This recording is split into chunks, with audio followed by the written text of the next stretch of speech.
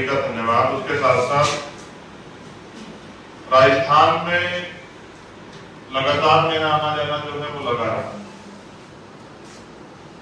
5 बार तो मैं पिछले 1 महीने में पहुंचा, क्योंकि मैं सीएचए की लड़ाई लड़ने के लिए सरकार ने जेल भेज दिया। फिर उसके बाद मैं रीट की लड़ाई लड़ने के लिए आया तो सरकार ने उनका आंदोलन भी रोक दिया। फिर उसके बाद मैं पाली के इंसिडेंट में आया, जितेंद्र मेघवाल की हत्या के उसमें, तो मीडिया के साथ ही इस बात को जानते हैं कि सरकार ने मुझे एयरपोर्ट से वापस भेज दिया। फिर मैं उसके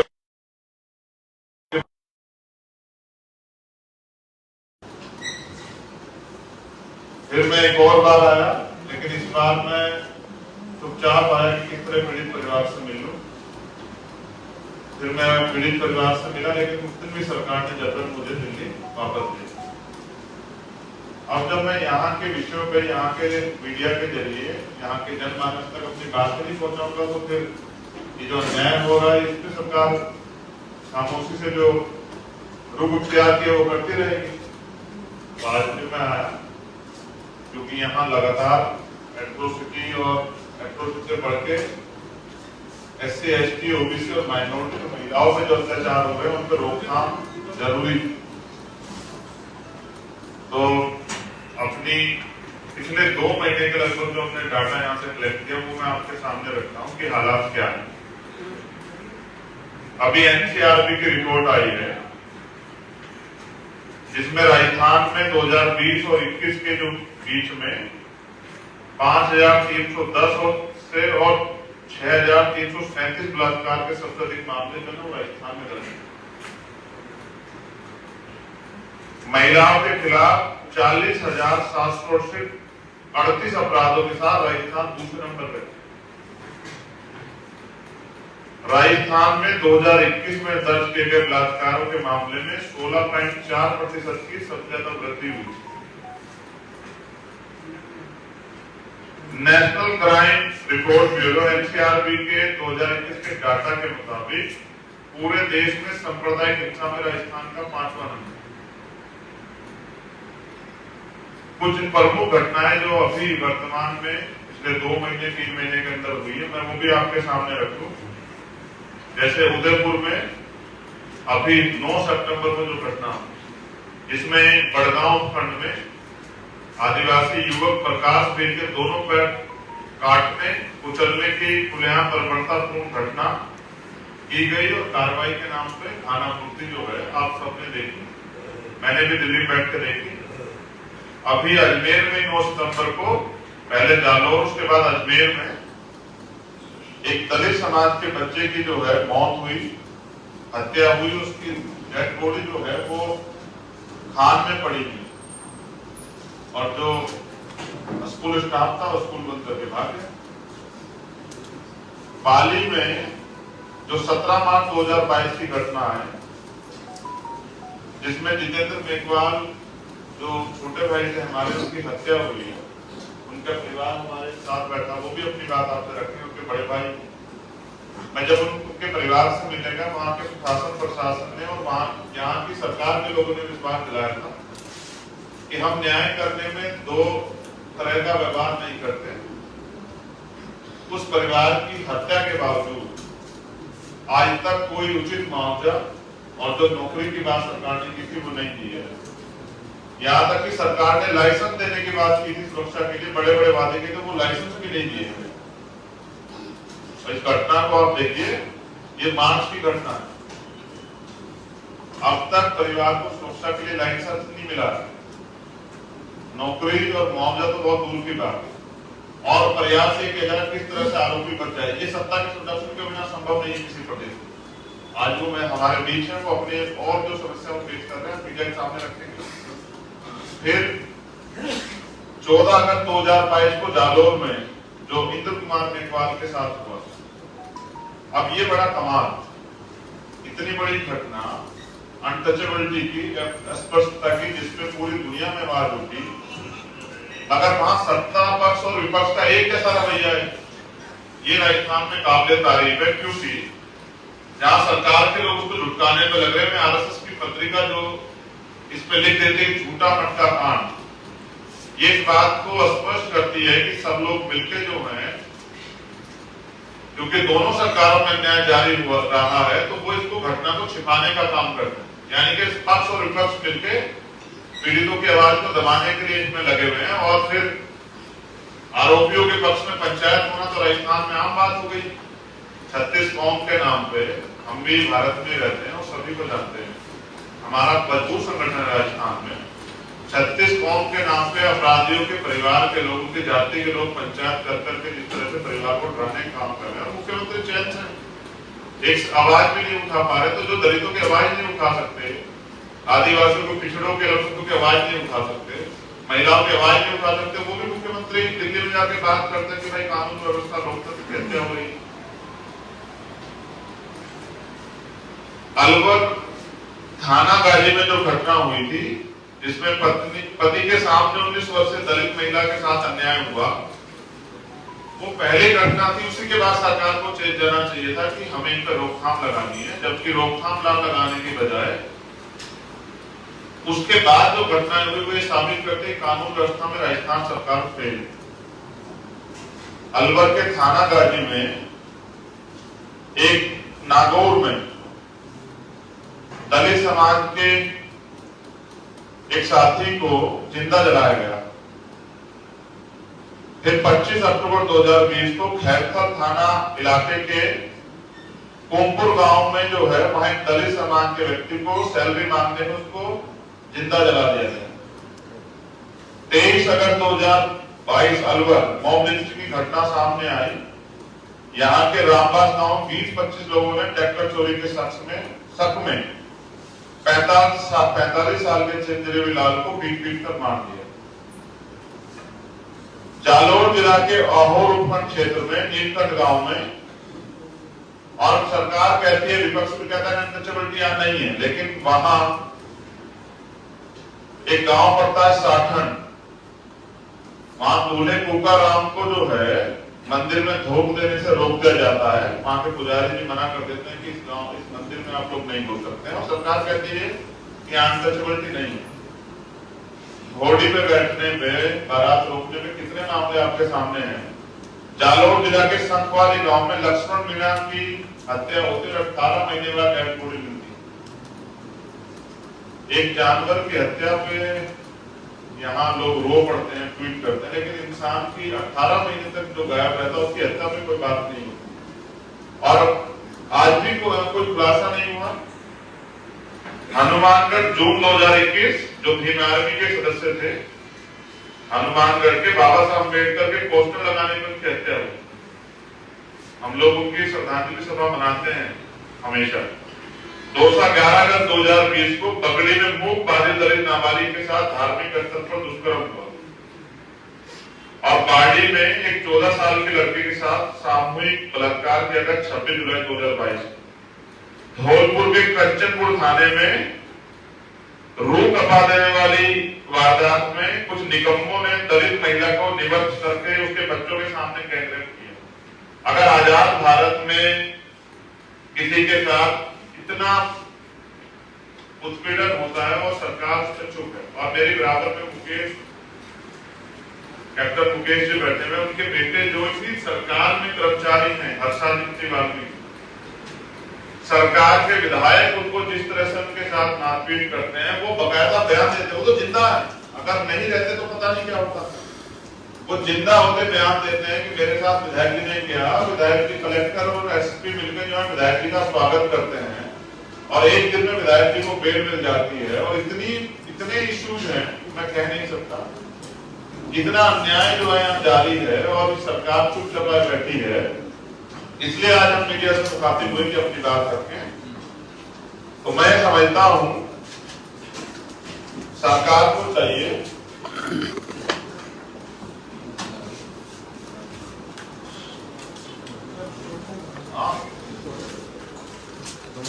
ये प्रेस नोट तो अब है, वो तो मैं बता रहा हूँ कितना अन्याय है।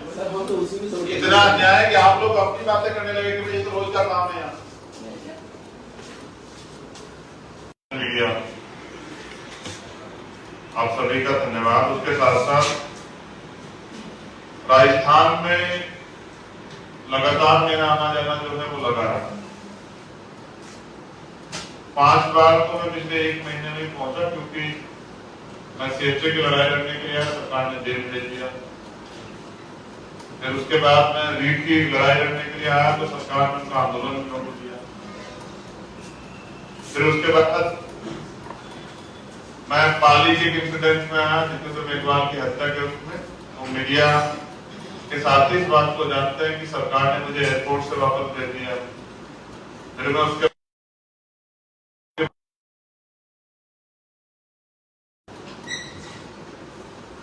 फिर मैं एक और बार आया, लेकिन इस बार मैं चुपचाप आया कि किस तरह पीड़ित परिवार से मिलूं। फिर मैं पीड़ित परिवार से मिला, लेकिन उस दिन भी सरकार ने जबरन मुझे दिल्ली वापस भेज दिया। अब जब मैं यहाँ के विषयों पे, यहाँ के मीडिया के जरिए यहाँ के जनमानस तक अपनी बात नहीं पहुंचाऊंगा तो फिर ये जो अन्याय हो रहा है इस पे सरकार खामोशी से जो रुख इख्तियार किया वो करती रहेगी। तो आज भी मैं आया क्योंकि यहाँ लगातार एट्रोसिटी और एट्रोसिटी से बढ़ के SC, ST, OBC और माइनॉरिटी महिलाओं पे जो अत्याचार हो रहे हैं उन पर रोकथाम जरूरी।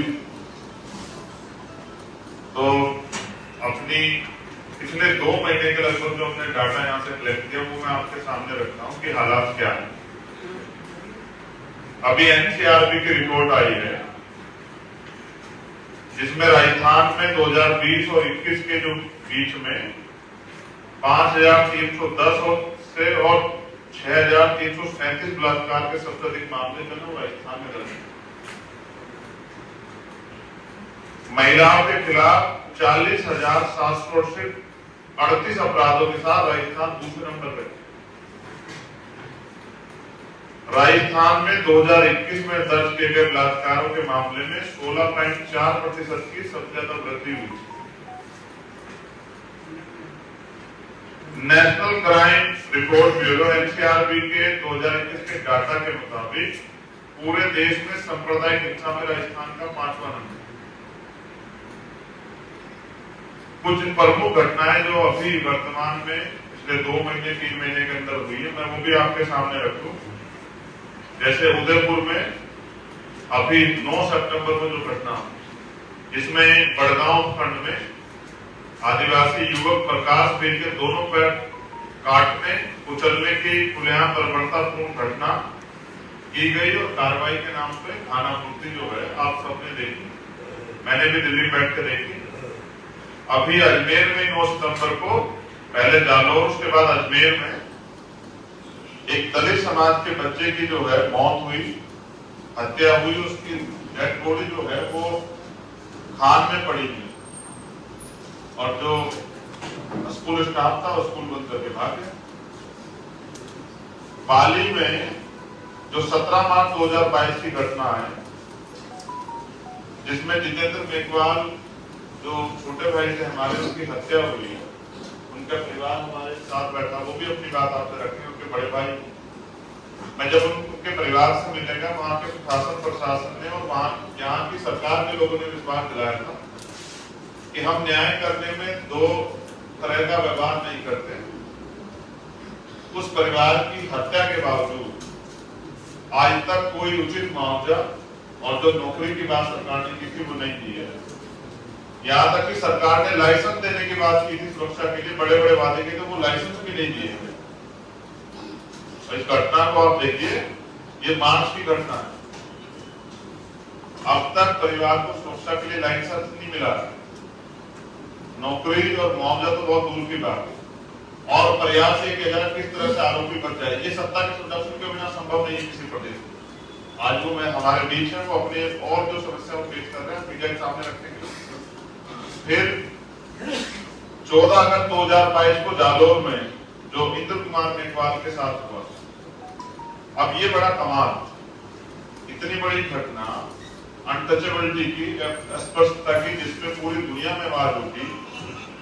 अगर वहां सत्ता पक्ष और विपक्ष का एक जैसा रवैया है, ये राजस्थान में काबिल तारीफ है। क्योंकि जहां सरकार के लोग उसको झुटकाने पे लग रहे हैं, RSS की पत्रिका जो इस पे लिख देते झूठा मटका कांड, ये इस बात को स्पष्ट करती है कि सब लोग मिलके जो हैं, क्योंकि दोनों सरकारों में न्याय जारी हुआ रहा है, तो वो इसको घटना को छिपाने का काम करते हैं। यानी कि पक्ष और विपक्ष मिलके पीड़ितों की आवाज को दबाने के लिए इसमें लगे हुए हैं। और फिर आरोपियों के पक्ष में पंचायत होना तो राजस्थान में आम बात हो गई।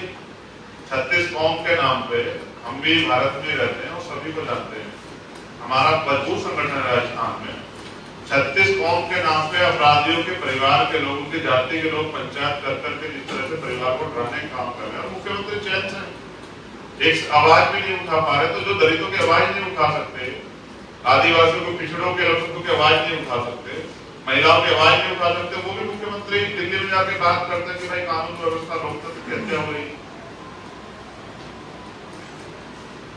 अलवर थाना गाजी में जो घटना हुई थी, जिसमें पति के सामने 19 वर्षीय दलित महिला के साथ अन्याय हुआ, वो पहली घटना थी। उसी के बाद सरकार को चेत जाना चाहिए था कि हमें इन पर रोकथाम लगानी है, जबकि रोकथाम लगाने की बजाय उसके बाद जो घटनाएं हुई वो साबित करते कानून व्यवस्था में राजस्थान सरकार फेल। अलवर के थाना गाजी में एक नागौर में दलित समाज के एक साथी को जिंदा जलाया गया। फिर 25 अक्टूबर 2020 को खैरथल थाना इलाके के कोमपुर गांव में जो है, वहां दलित समाज के व्यक्ति को सैलरी मांगने में उसको जिंदा जला दिया गया। 23 अगस्त 2022 अलवर मॉब लिंचिंग की घटना सामने आई। यहाँ के रामबास गांव 20-25 लोगों ने ट्रैक्टर चोरी के शक में 45 साल के चिंजरेवी लाल को पीट कर मार दिया। जालोर जिला के अहोर उपखंड क्षेत्र में नीलकंठ गांव में, और सरकार कहती है, विपक्ष भी कहता है अनटचेबिलिटी यहां नहीं है, लेकिन वहां एक गांव पड़ता है साखंड, वहां दूल्हे कुका राम को जो है मंदिर में धोख देने से रोक दिया जाता है। वहां के पुजारी जी मना कर देते हैं कि इस मंदिर में आप लोग नहीं घुस सकते हैं, और सरकार कहती है कि अनटचेबिलिटी नहीं है। घोड़ी पे बैठने पे, बारात रोकने पे कितने मामले आपके सामने हैं। जालोर जिला के संखवाली गांव में लक्ष्मण मीणा की हत्या होती है, 18 महीने बाद डेड बॉडी मिलती। एक जानवर की हत्या पे यहाँ लोग रो पड़ते हैं, ट्वीट करते हैं, लेकिन इंसान की 18 महीने तक जो गायब रहता है उसकी हत्या पे कोई बात नहीं होती। और आज भी कोई खुलासा नहीं हुआ। हनुमानगढ़ जून 2021 जो भीम आर्मी के सदस्य थे, हनुमानगढ़ के बाबा साहब अम्बेडकर के पोस्टर लगाने में उनकी हत्या हुई। हम लोग उनकी श्रद्धांजलि सभा मनाते हैं हमेशा। 11 अगस्त 2020 को पगड़ी में मूक बाधित दलित नाबालिग के साथ धार्मिक स्थल पर दुष्कर्म हुआ। और बाड़ी में एक 14 साल की लड़की के साथ सामूहिक बलात्कार किया गया 26 जुलाई 2022।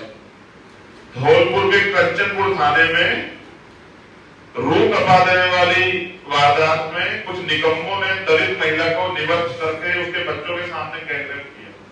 अगर आजाद भारत में किसी के साथ इतना उत्पीड़न होता है और सरकार उससे चुप है, और मेरे बराबर में मुकेश, कैप्टन मुकेश जी बैठे हुए, उनके बेटे जो इसी सरकार में कर्मचारी हैं, हर्षादित्य वाल्मीकि, सरकार के विधायक उनको जिस तरह से उनके साथ मारपीट करते हैं, वो बकायदा बयान देते हैं। वो तो जिंदा है, अगर नहीं रहते तो पता नहीं क्या होता।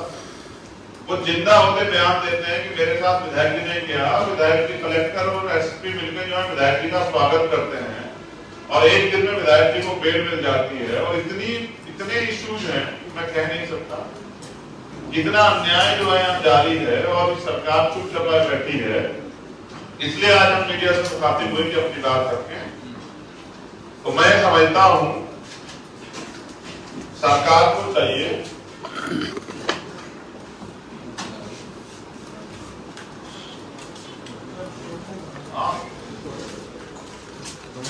ये प्रेस नोट तो अब है, वो तो मैं बता रहा हूँ कितना अन्याय, इतना अन्याय कि आप लोग अपनी बातें करने लगे कि ये तो रोज का काम है यहाँ।